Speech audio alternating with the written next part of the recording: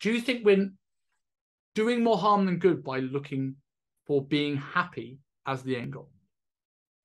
I think for all social media absolutely does have its positives for the reason that you mentioned around connection. You know, I have a lot of patients that I work with where social media has allowed them that social connection that they otherwise couldn't forge in real life. And actually for them, it has been remarkable in bringing them out of their shell. But I think the negatives really from social media are that elusive highlights reel. I think it still very much exists. I think a lot of the time people do portray their highlights, this image of perfection.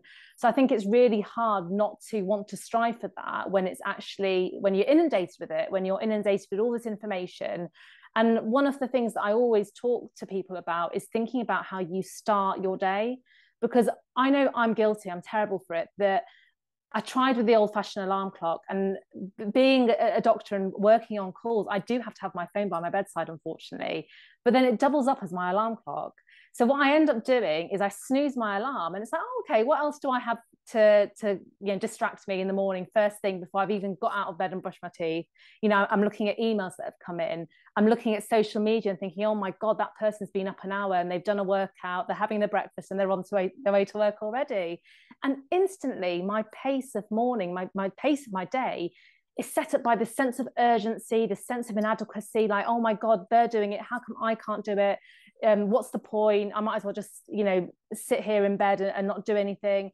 So I think all too often what we end up doing in our day in the morning can really set us up for either a sort of a fail or a gain mentality. And I think what's really important is if you're finding yourself looking at your phone, looking at those glossy images and comparing yourself, it's thinking about what are the things that you need to do first thing on a morning before you invite the rest of the world in. I think we're all too quick to invite the world in before we've even got ourselves up, dressed, done a workout maybe. I know I'm someone that I have to do a workout in the morning, otherwise it will never happen at all.